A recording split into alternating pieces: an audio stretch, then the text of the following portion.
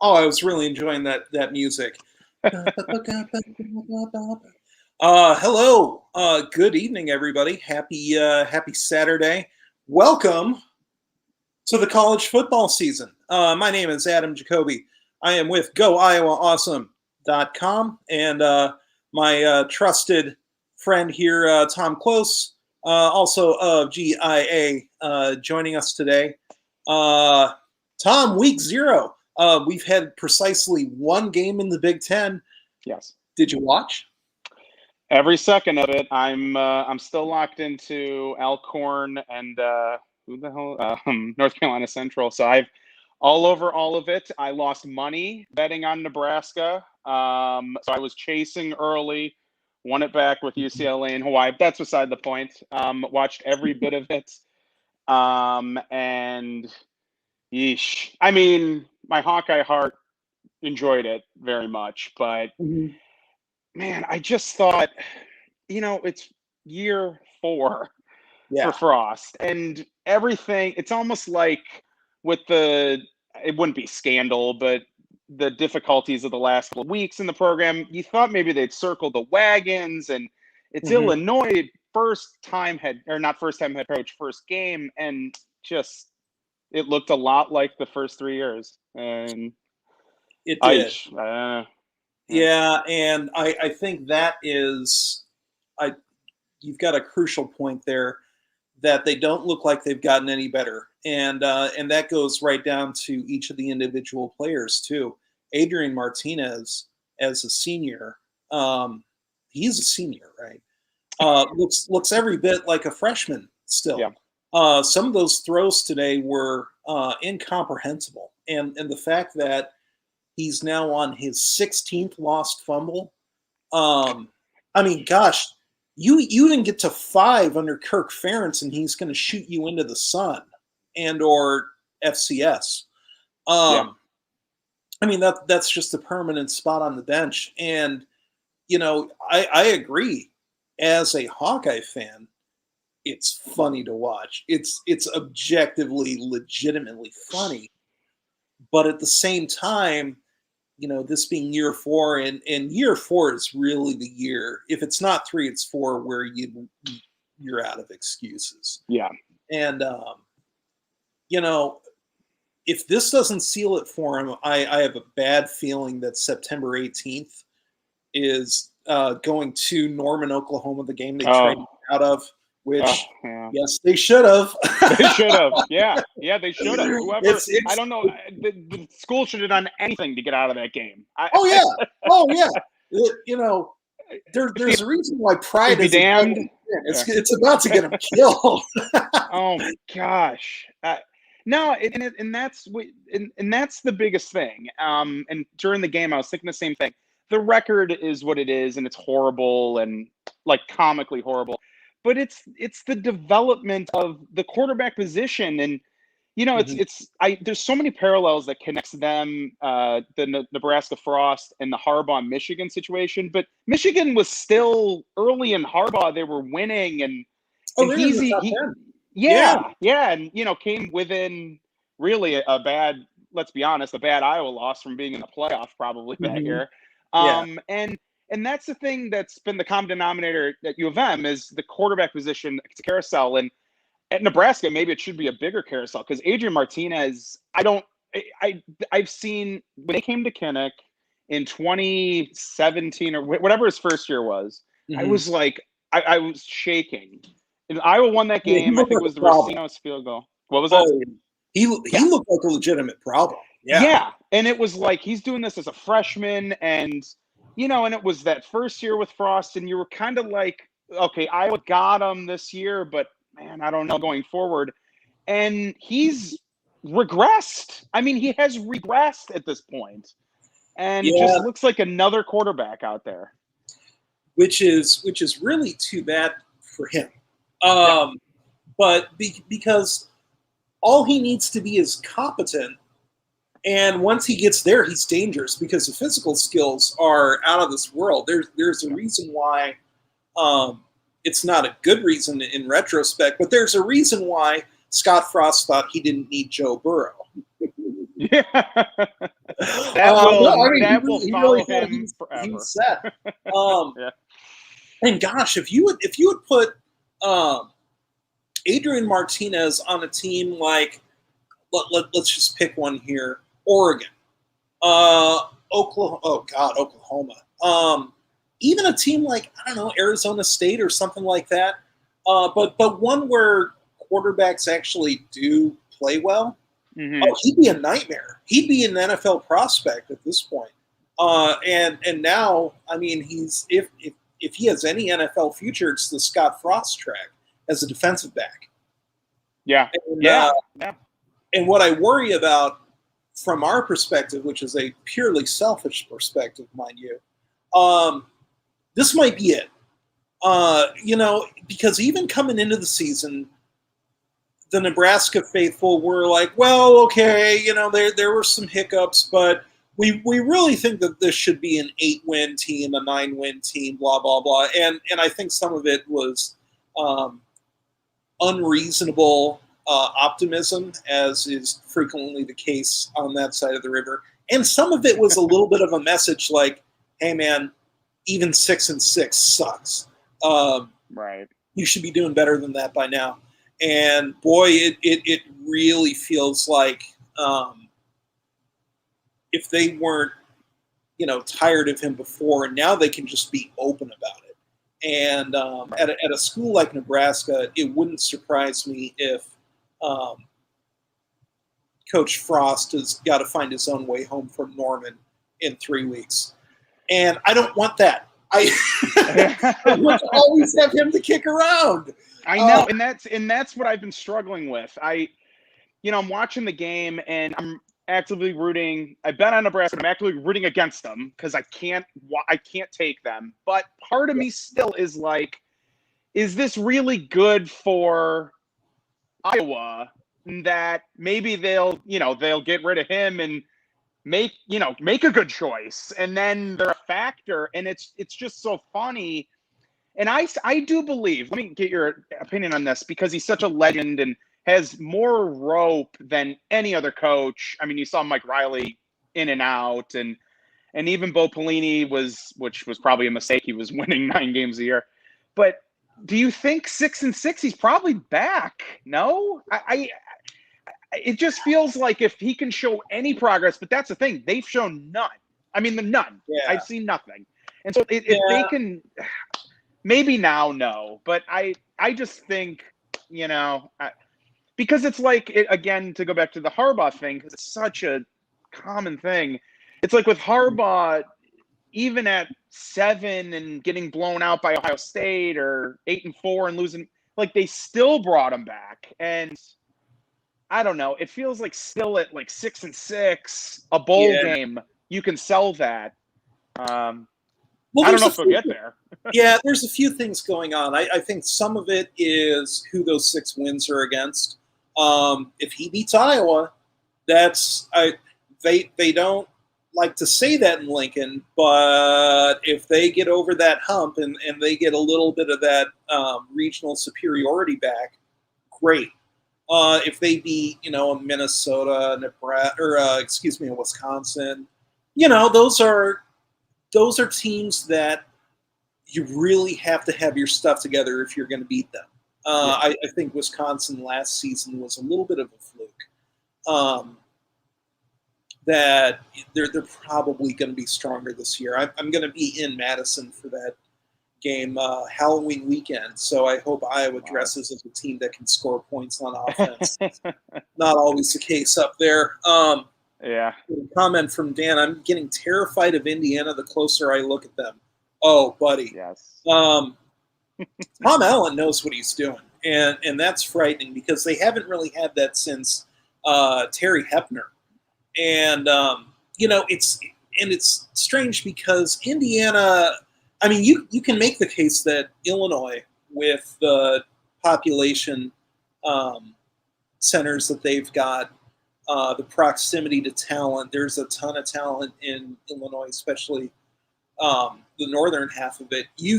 There's always been the case that Illinois is like a sleeping giant type of program. I mean, my God, it's the the program of Red Grange, and that's it. But no one ever makes that case about Indiana, and rightfully so. I mean, the history just isn't there.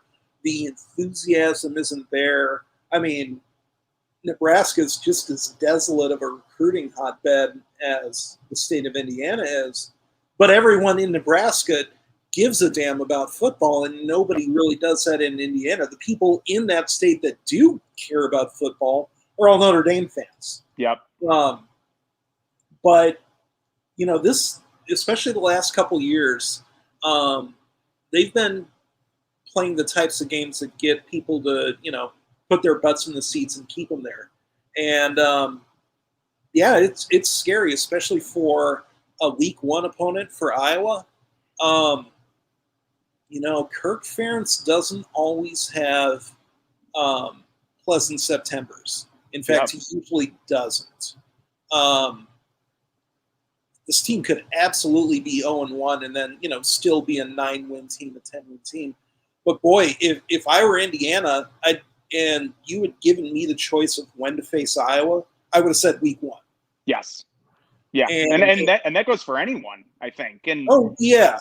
But Indiana in particular, they bring so much back, and they play disciplined ball, which is insane to say. It's like what do you want to say? The last decade, they've always been like the chaos team of the Big Ten, and it usually ended up meaning that they found new and incredible ways to lose games. They're not really there anymore. They're still exciting, but they're actually winning them now, and that's unusual. They might keep it up again still. So yeah, Dan, absolutely, I'm terrified of them too, especially if Spencer Petras isn't on his A game. And I mean, Tom, what do you think about Petras? Well, before I get to that, just real quick about Indiana. I was watching that Big Ten where they travel around in the Iowa episode, whatever they call it, the camp show. And they asked Kirk about a Big Ten game to start the season.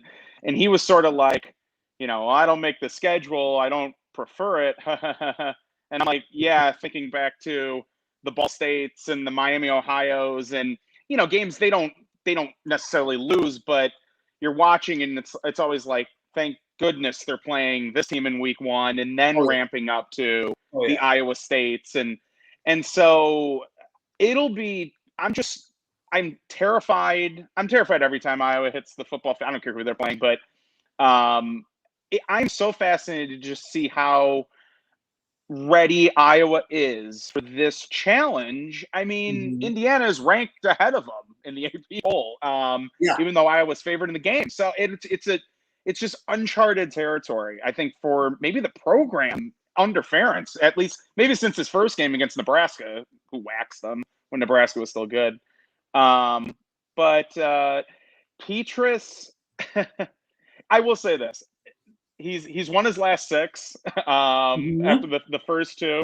And you can't thing. Yeah. That's not, and you can't complain with the results. And you know, I think when you watch him and he's the unquestioned starter, which is really good to hear. I think we all were looking at the end of the season and everyone was just kind of throwing out buzzwords like there has to be a quarterback battle, there has to be this, but it's good that they can go into the season, whether he's really good or not, saying this is our best guy. And it's not, we'll see how he does and then this and that. So I'm encouraged. I don't know. And I think that's the most disconcerting / opposite of disconcerting thing.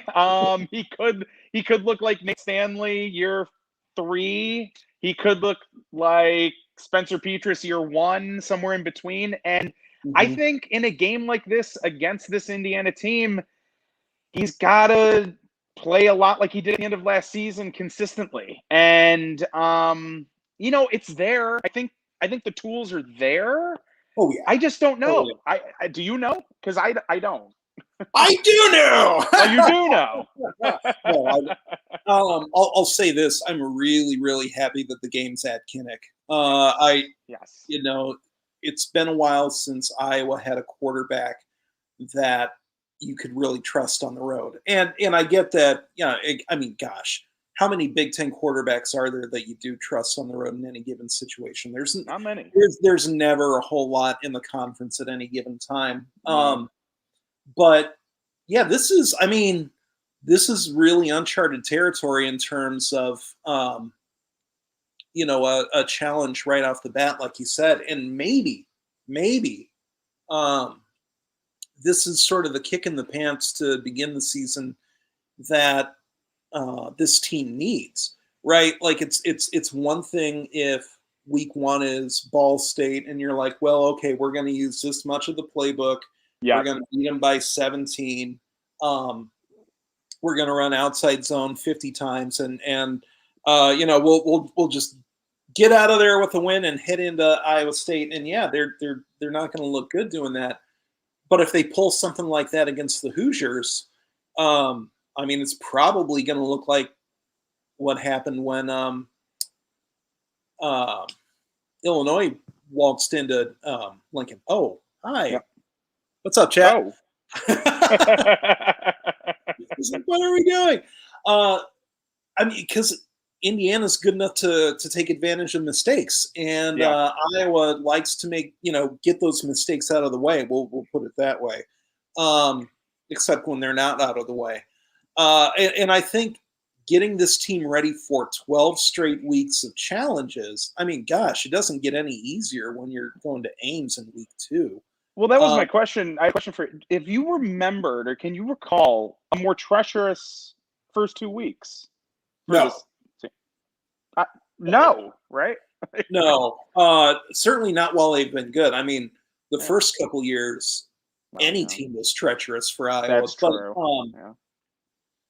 I believe it was the first year under Ferentz when even then, they were giving Kansas State fits and they were giving Nebraska a little bit of a fit too. But that's the level of competition that they were dealing with, and that's what they've got this time around too. And if they're good enough, if they can, okay, I realize this is a big if, and I'm not saying this is and they're going to do it. But I'm just going to say, if they get through those first 2 weeks unscathed, oh my gosh, yeah. Now I know where you're going. Speaking of which, David, thank you for the question. It's extremely relevant here. It always feels like we fall short when expectations are high. Yes. Do you think ISU having the higher expectations this year might help? Tom, you go first. I'd like to hear what you have to say about this. David, great question. Thank you. Well,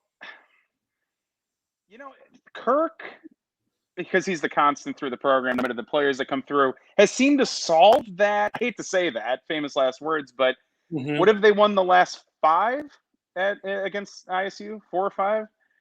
I mean, 5, yeah, and undefeated against Campbell, and these have all been seasons where we say this team should, for Iowa, compete in the West, probably win it. A couple years there, they probably should have won it. So I think they've solved that sort of, we're going to, we have everything riding on this ISU game. They just found ways to win and beat a couple of okay to nice. I still think back to their last trip to Ames, the last game they played against ISU. I don't know how they won it. The dropped punt, and that was just somehow. I remember they were taking these at the end, and I was like, I don't know how, but just get the hell out of Dodge. They did it. Yeah. It was like Will Ferrell in the academic thing in Old School. Like, I blacked out. What happened? What happened?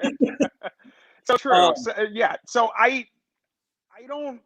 It'll be interesting because ISU has everything. They've been ramping up to this. They've had 2 years to set on that loss now. It'll be very fascinating to see if Iowa just comes out, because how many times Iowa's so tight in this game, and ISU's playing loose, and yeah, so what do you think? The ISU game in particular, I don't know if fans really, really realize how close Iowa came to losing that game. And yeah, I mean, it was a close game, and everybody knows that. And yeah, that punt debacle was, again, objectively one of the funniest things I've ever seen happen on a football field. But there were so many instances where that game was about to get out of hand, and Iowa made a play either on offense or defense or special teams that kept them in position just to get the lead back in the first place. I mean, if they feel that punt, I think they lose that game. That is plausible. Yeah. Oh, yeah. They didn't manage the clock very well up until that point either. That last possession. Oh my gosh. Yeah, trying to run out the clock. Oh, it was terrible. Yeah. So, but going back to the question, falling short when expectations are high. Yeah, I mean, that's always been the big problem for the Ferentz teams, and it's always been the reason why whenever fans see Iowa ranked in the preseason, they're like, "Oh no, get them out of the top 25! What are you doing?" Because I think, was it 2019 was the first year that a Kirk Ferentz team had remained ranked all season long. I think so. Yeah.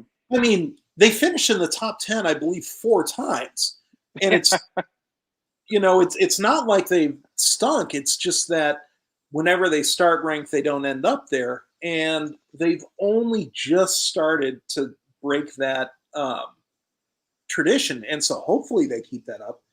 I mean, and again, the first 2 weeks are going to go a long way in terms of determining whether or not they've got that. Now, per the question, does Iowa State have the higher expectations? Oh, yeah. Yeah. You look anywhere, and they're getting plugged for the Fiesta Bowl, the Sugar Bowl, really, really high-end stuff. I mean, they're in everyone's preseason top 10, all the seniors back. This is new territory for them in a way that it's not new territory for Iowa. Now, and it's even new territory for Matt Campbell. It's one thing to talk that talk. It's another thing to actually keep your players focused, to not let that get to their heads. And I'm not saying this to say, well, we don't know if Campbell's a good coach or not. We do. Yeah. He's good. There's a reason why he has the luxury of like turning down the Florida State job. Yes. There's a reason why he's not going to be answering Nebraska's call. Earth to everybody in Lincoln. Matt Campbell is not walking through that door. So sorry, but he's not. He's not. But honestly, I don't think they're going to care about that either way, because their message board people are saying that they're just going to wait for Urban Meyer to fail at Jacksonville. That's right. If I'm lying, I'm dying. But this is the task of maintaining a top 10 program is, I think, a different challenge, not necessarily tougher or easier or whatever. It's a totally different challenge than getting your team to the top 10 in the first place. Yep. And Campbell's done that, but now he has to keep them there. And yeah, maybe it does get to their head, especially if, how many times have we seen Iowa come into Ames or come into that ISU game, ranked in the top 15 or whatever. That first quarter doesn't go to plan. That second quarter doesn't go to plan. They're starting to get hit behind the line when they don't think that they're going to. And just that little bit of panic and uneasiness sets in. Like, this wasn't our game plan to be, down 6-3 at halftime. Yeah. Yeah, I don't know how they're going to handle that yet. I really don't. Selfishly, I hope that it makes them panic. Yeah. I hope we've got 55-0 waiting for us. Well, you brought up the getting there and then staying there angle, and when Iowa went 12-2 and 15, came out of nowhere, finished I think ninth. That next year they returned, almost everybody, Beathard and King, and boy, were they the darlings. They were picked by everyone to win the West and maybe get to the playoff, but get to the Big Ten championship game, win the Big Ten by some people. And I remember that offseason thinking it's all about, can they follow up? 2015 was great, but it was such a flash in the pan. It's like, can you sustain this? And, going back in the Big Ten, to use a different example, Michigan State did that for the better part of a decade. And it resulted in going to the playoff, winning Rose Bowls, winning Big Ten titles. And it was so tough. I just seeing them do that. And I was thinking, if Iowa can just get one, and they could, and the pressure got to them. And North Dakota State happened. That season kind of cratered and then was rescued by the Michigan win. And it's just, you're right, it's such a different animal. The week 1 Northern Iowa ISU will be very fascinating because ISU always struggles with that game no matter what. Even under Campbell, who'd they lose the last year? Louisiana? I mean, they always struggle in that game and then bring it the next week against Iowa. But you can kind of make, like, if they go out and wax UNI, not that that's some telltale sign, but maybe you can go, okay, this is different now. This is a different ISU. They're not, buckling under this pressure. And because what do you think the line will be? If, say, Iowa beats Indiana and ISU just beats UNI, blows them out, they'll probably still be favored by 4 or 5 at home. That sounds about right. Yeah, I would guess so. Probably if they were going to play that game week 1, there'd be a lot of questions to answer, like what happened to UNI. But 2, they'd probably be favored by like 6 or 7 coming into this game, right? Week 1. What's that? If they played this week or week if 1? They played right now, probably. And gosh, it would be, if anything, that's a testament to how good Iowa is, that they would only be, 1 touchdown underdog going into Ames. So I've totally lost my train of thought. But we do need to see how they play against UNI. And we do need to see how Iowa plays against Indiana, because there's just so many question marks around, for Iowa in particular, the defensive line, around Petrus, and to a lesser extent, the offensive line. I was talking with Ross yesterday, and since Kyler is out with the broken foot from hay baling, natural Iowa injury. That's a PR move. That's so he can endear himself to the fan base forever. I'm convinced. Well, as long as he's back for the ISU game, then all it does is add to the lore. Yeah, it just adds to the lore. Yeah. But if he's out, who's the second best lineman on the team? We know Tyler Linderbaum's number 1. Who's the second best offensive lineman on the team right now? Oh, God. Right? Yeah. I don't know. I got to pull up the depth chart, I think. Probably Cody Ince, but if it's not him, it's really a danger zone. And say what you will about the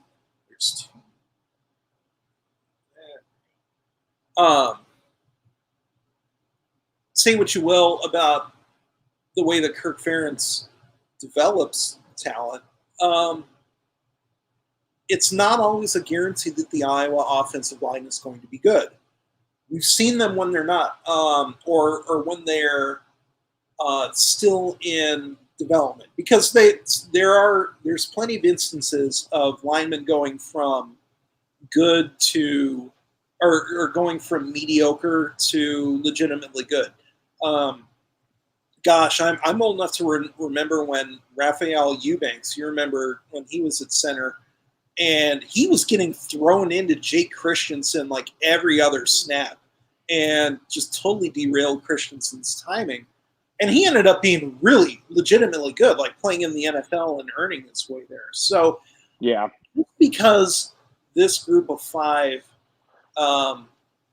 just because there's a lot of question marks yet until we see them on field, that doesn't mean that I don't have confidence in them long term. It does mean that I'm a little bit worried about, are they going to be able to put that together week 1, 2021, or week 2, 2021?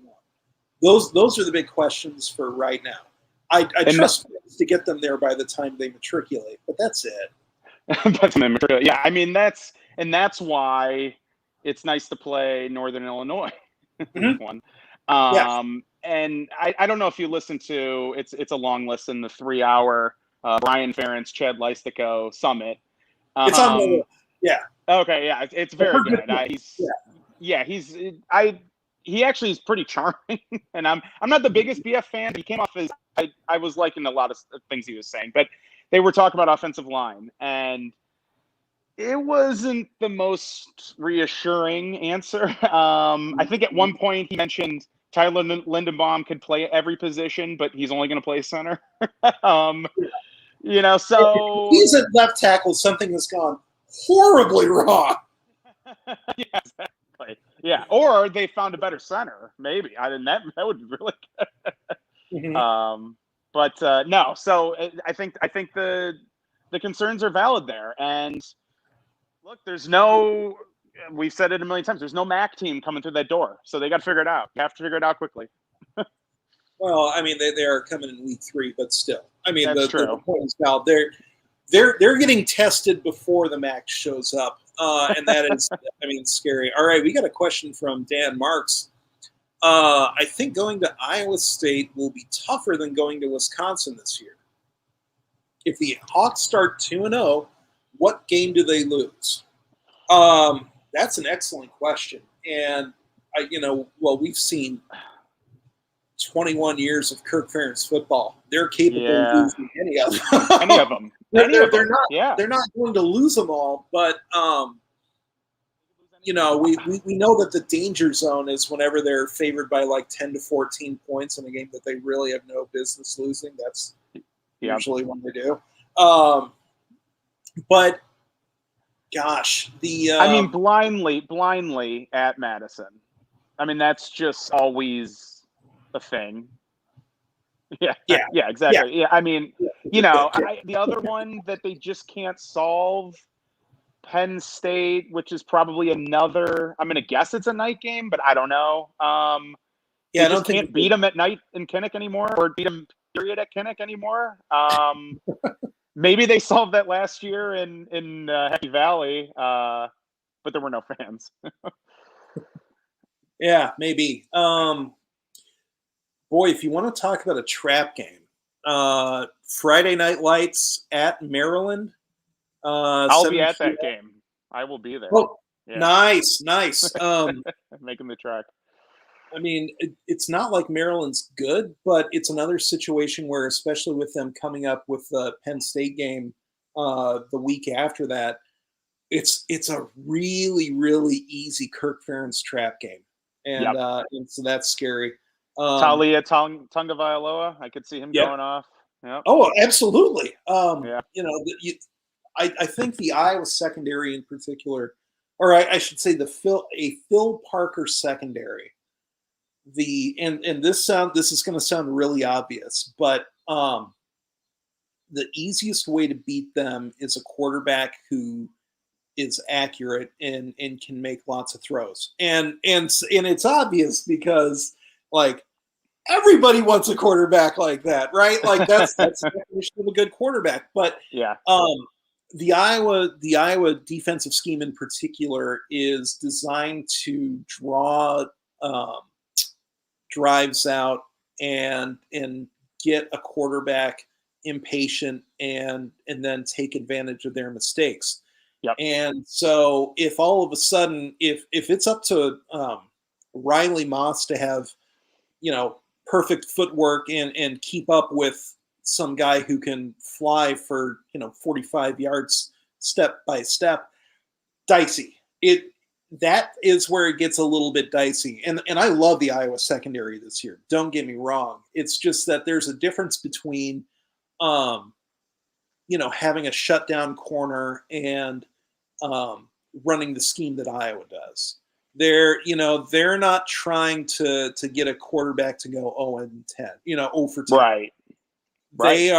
They're trying to make him throw, completable but really low value passes. And Tagovailoa, he has that sort of. He's not as good as his brother, I don't think. I hope not. At least for that week. We've seen him play well though, and he has that kind of arm talent where you're like, oh, he might drop 350 yards on us. We can't rule it out, and if that happens, especially in an environment that is so well geared toward, let's watch the ranked team come in here and get upset or Lord willing, this doesn't happen, but get their asses blown out. Mm-hmm. Gosh, those Friday night games are really, really dangerous on that front. And the thing with the Phil Parker defenses, and he's deserved this, just the way that the defensive backs have progressed and the depth that they built there. That is sort of, you just blindly trust that they'll figure it out back there, and they have for the most part. But they also have this. Yeah, he deserves it. Yeah, they also have this penchant though for, they'll go into a game. Let's say Purdue, and you go, David Bell is going to kill you, and then David Bell kills you. And so you go in that game saying, Talia might kill him and he might just go off. And I know they have a couple of other playmakers on the outside, so there is always that. I mean, I think back to last season, that first game against Purdue that they should have won. And for numerous reasons, but I forget who even was the quarterback. I forget. And was it Sindelar or Blau or Sindelar? I think it was Sindelar. Yeah. No, Blau was starting games for my Detroit Lions. That's how bad it's gotten over there. Yeah, Sindelar. And it's like, how is he lighting this? David Bell had a lot to do with it, but again, it's so they will give up a lot to star players, and they'll get gashed from time to time. They've just they know how much to give up. I think is the right. They don't give up enough most times. And it's worked. And he deserves every accolade he gets, and all of that. It's just something to keep in mind. Definite trap game. That's a good one. The other one is Northwestern, because it's always a mess. You know what though? That stadium always. I was actually there last time they were there in 19, and Iowa beat them, and it kind of turns into Kinnick East. I think that really helps. And I hate to say this because it'll come back to kill us, but I just don't think they have it this year, Northwestern. I think the injuries and the turnover, and Peyton Ramsey did a lot for that program. And God, I saw Hunter Johnson starting again for that team, and he was so bad a couple years ago. Awful. He was awful. Awful. So I have a Ryan Field story, a Northwestern story. Oh. So I was there 2015, the year that is that Wadley? Everyone was hurt. Yeah. Where Wadley strolled out of the doghouse and promptly dropped 4 touchdowns on him. And one, yes, it was majority Iowa fans, and Iowa doesn't even travel the way that Ohio State or Nebraska travels. No. But I mean, 2/3 of the time in the Big Ten, that's going to be a road team favored crowd. But and I knew that, right? I had always seen pictures of it, but that game in particular, there was one instance after I want to say the 3rd Wadley touchdown, where there had been a Northwestern player that was injured on the touchdown play itself. It wasn't serious, but he injured enough that someone had to, come out onto the field. And there were so many Iowa fans in attendance that they were doing the customary post-touchdown thing of, the IOWA. Yeah, the four corners. Yeah. Which, one, it's funny. And two, that's what we do. Right. And so I hopped on Twitter, which nobody should ever have a Twitter account.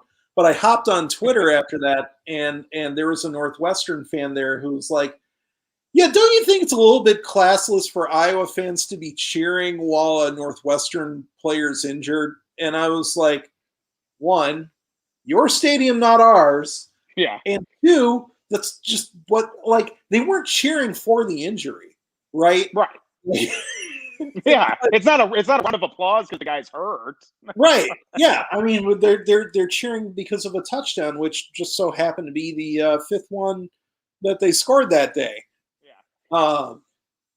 And yeah, that would never happen at any other team in the Big Ten. Not even Indiana. Would someone be like, well, I just think that they should show a little bit more respect, but like, buddy, it's the road crowd. Yeah. But weird things still happen in Evanston. Yeah. But the teams the Northwestern teams that usually beat Iowa have better quarterbacks than Hunter Johnson. Yeah. I don't get that hype at all. I don't know how he came from Clemson, didn't he? He was a 5-star recruit. And I think was it Lawrence? Did Lawrence push him out? Trevor Lawrence? Oh my! Yeah. I can't get over that. I'll never understand that. And they started him, and then he played like a game, and they benched him, or in the middle of the first game or something 2 years ago. He was terrible, awful. And so yeah, I hope he's not better. I hate to say it, but he has to be better. If he plays up to the hype, it's going to be a problem. I just don't think he's going to play up to the hype. There's no reason to expect it at this point other than, well, he was a good quarterback when he was 17. I mean, I had a lot of hair when I was 17. It doesn't mean that you're going to have me. Yeah, I mean, he's a guy that with Northwestern, Peyton Ramsey, I think that was such an underrated transfer move until we saw them play. And he could just make every throw, which he did at Indiana. He just wasn't as good as Michael Penix. And he just made every throw. And I mean, they were down 3 touchdowns at KICKOFF last year. Yeah, they were. And came back and won that game, which decided the division. And so I just don't think they have it. Now they have more injuries. That being said, Iowa could lose that game. I mean, that would not be surprising at all. No, I'm done being surprised by losses to Northwestern. Yeah. Yeah. Not bitter about any of those at all. No, not at all. Didn't derail 2006 or anything. Oh gosh. Yeah. Speaking of, I think 2006 is like the perfect encapsulation of every single thing that we've worried about on this entire stream for the last 45 minutes. Like bad line, check. Bad quarterback, check. Like inexperienced wide receivers, check.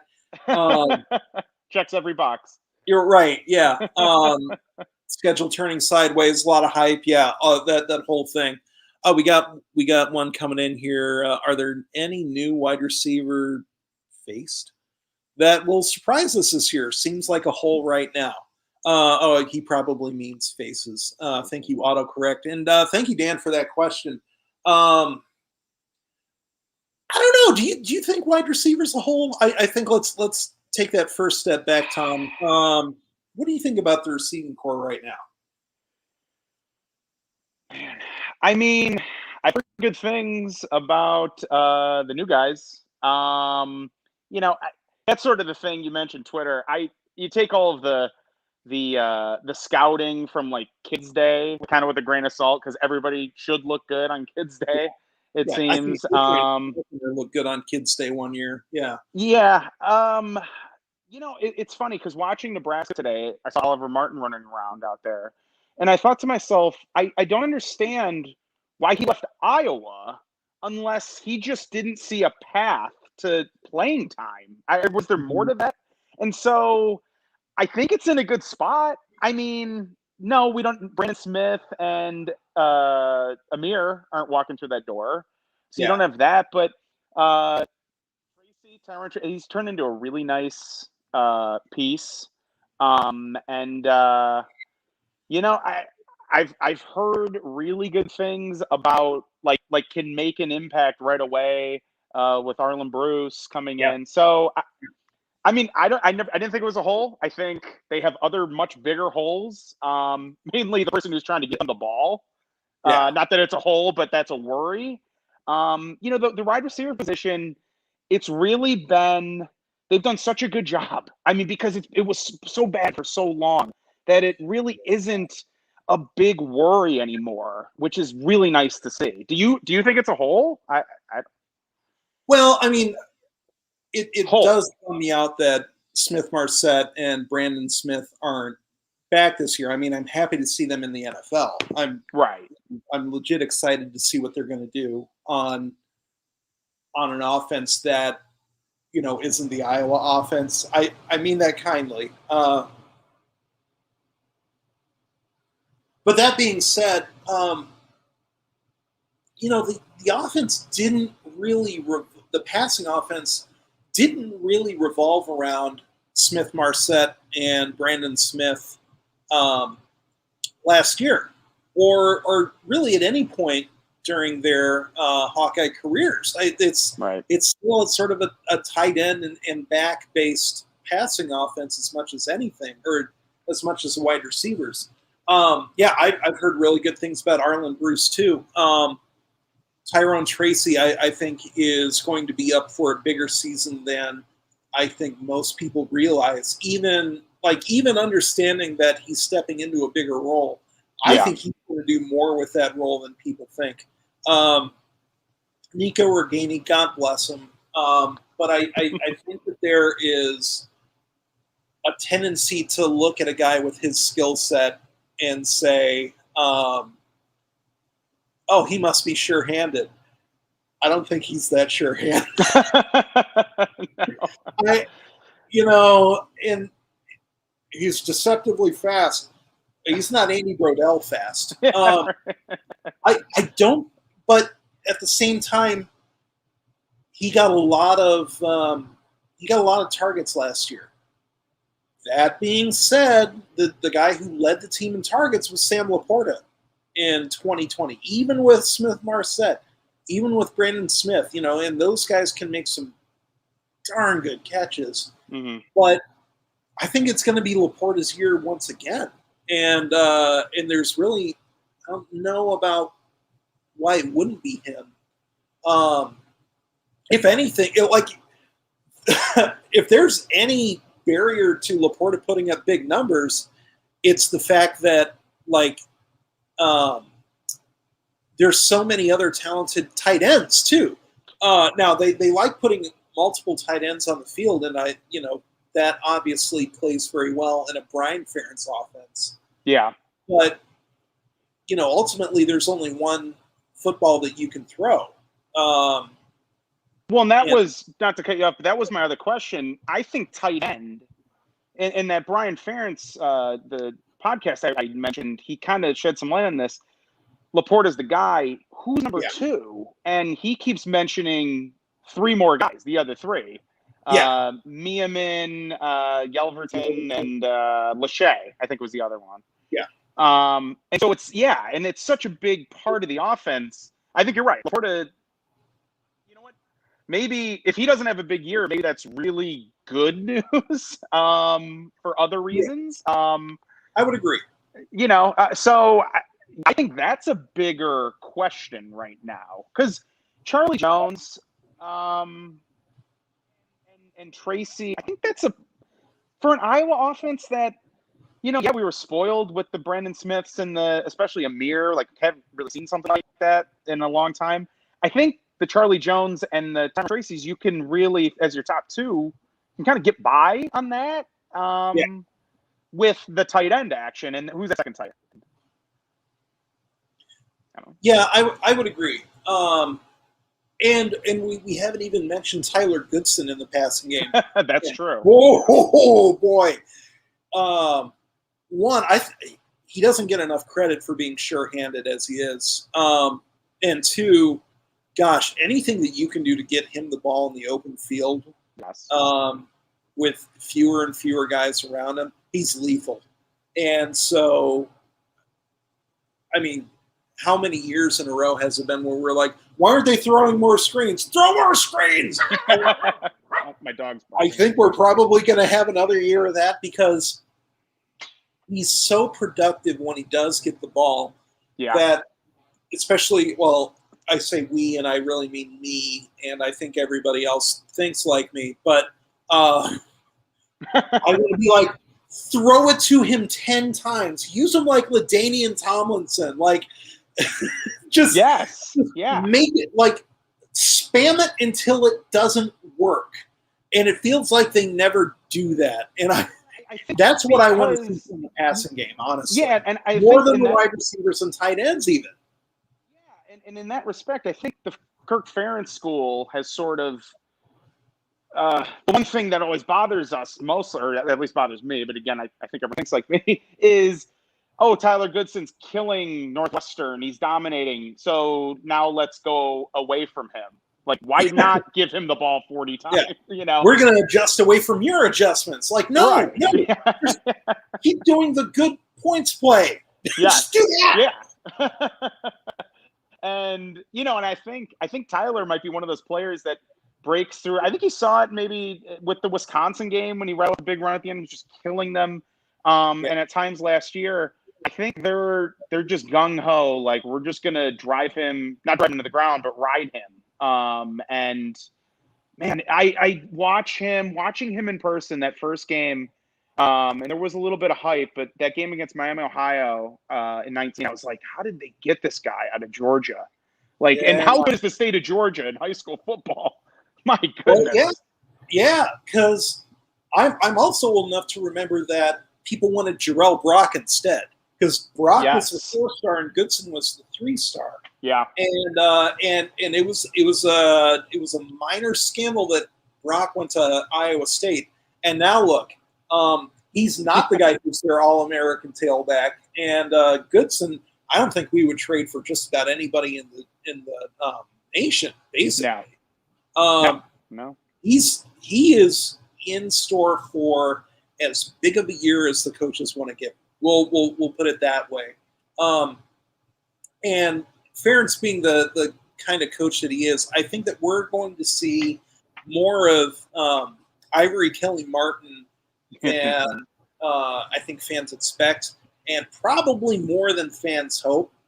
But but you know, Kelly Martin is also their senior leader in a way that Goodson isn't quite there yet. That being said, Goodson does have enough experience that he doesn't really have to worry about falling in and out of favor with the coaches, I don't think. That's usually reserved for the freshmen and sophomores. I think as much as they want to give Goodson, he's going to make good on that, which means that, and this is this is as close as I'm going to get to a pessimistic prediction on this stream. I think fans are going to be underwhelmed at how much production Tyler Goodson has, and I don't think it's going to be Tyler Goodson's fault. We'll put it that way. Just from I think he's not going to have as much of a workload as we want him to, and what we want is probably going to be something along the lines of 1,700 yards rushing, 4 or 5 catches a game, 15 to 20 touchdowns, and I think that's like at the upper end of what he's capable of, but it is something that he's capable of. And I don't think that he's going to get the rock that often. That's just not the way that most Kirk Ferentz offenses operate, and it's not the way Brian Ferentz offenses operate either. They're going to spread the ball around a whole lot, which is probably better football that way. But it won't surprise me if we look back and Goodson's got, let's say, 1,200 yards this year. And there's a few games where he doesn't get the ball thrown at him at all. People are going to be like, well, what the heck happened? And I'm sort of going to think, where have you been the last 20 years? Exactly. Now, well, I could definitely see, you mentioned IKM. He stuck around. He probably should have transferred, didn't. So, I mean, guys like that often get rewarded. Yeah. They do, and he will. And especially in the, the Colorado States and whoever the MAC team they play, I forget who it is. He'll have a million carries. Those, it'll be a lot of ICAM. I think I can see where you're going with the pessimistic view, and I'll add to that a little bit. I could definitely see a game, because this even happened last year. I think it might have been the Purdue game, where it'll be a close game. Iowa will be been up, and then in the third quarter, Goodson will have no touches. They'll just completely go away from him, and he'll have been, he'll have had like 10 touches for like 110, and they'll go away from him for no reason, or that we'll never understand. And I definitely see that for reasons we don't understand. Yeah. I hope that's not the case. I would love to be proven wrong on that. Yes. Looks like we got a question. Who's really going to stand out on defense this season? Thank you, David. I mean, the word from everybody has been Jack Campbell, right? And to a lesser extent, Seth Benson next to him. People are excited about him. People are excited about Justin Jacobs, former 4-star recruit and a guy that we got over Ohio State, and OSU did want him. That was not one of those like uncommittable offers because they got somebody better.